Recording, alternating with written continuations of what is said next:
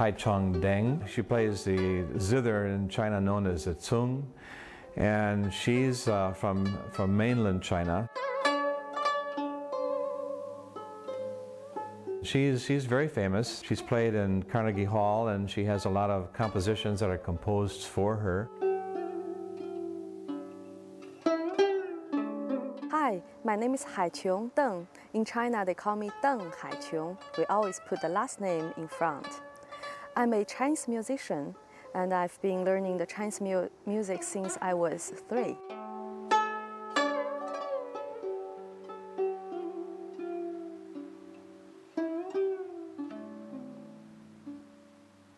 I think especially during recent few years, both my husband and I, he studied the Chinese painting and calligraphy when he was in China. Both of us feel we need to know more and more about the depth of our own culture. After get in touch with different music culture, it forced myself to stimulate myself to rethink the value of my own culture.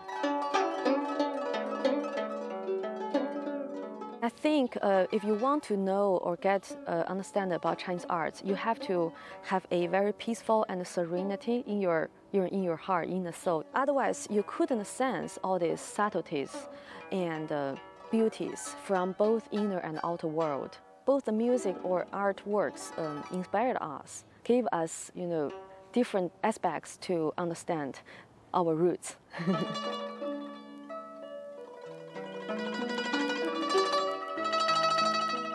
Now I'm teaching at Florida State University College of Music, the Chinese Music Ensemble. I've been studying and teaching there for almost 6 years. The former assistant dean, Dr. Jordan, wrote me an email, said, "Oh, we need you because we have a Chinese ensemble and you can come here to study the degree you want." I was so excited because I think, oh, that's great. I can study, a new thing, and meantime I can keep my old thing. So that started my life in the States. So during the past few years, I collaborated with few like some composers and musicians, and have done a lot of contemporary music, and also performed a lot and introduced the instrument to many audience. One of very interesting experience for me in the States is teaching the American student to study the zheng at FSU. The good thing is most of them are students from College of Music, so they all have different levels of music background.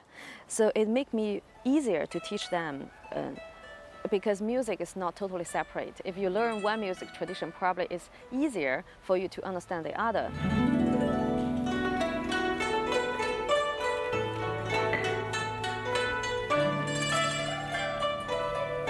At the beginning, they felt very awkward, so they imitate. But after 1 or 2 semesters, they're very good, surprisingly good actually. And I didn't find big difference between, teaching Chinese student and a Western American student. So I also teach them some folk songs to get sense how the singing and playing part are connected because they're all intertwined.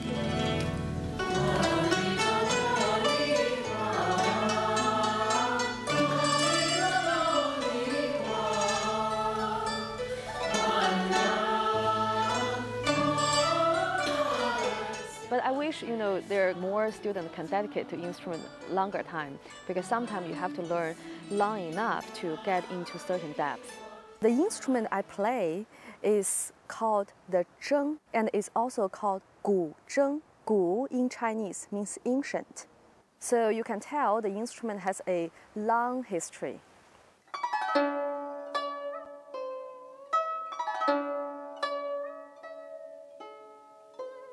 The earliest zheng can be traced back more than 3,000 years ago. The earliest zheng only had 5 strings. Material was used the silk, and the body was made by bamboo.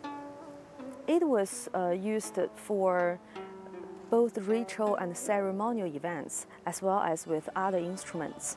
It also accompanied with song, with singing, dancing.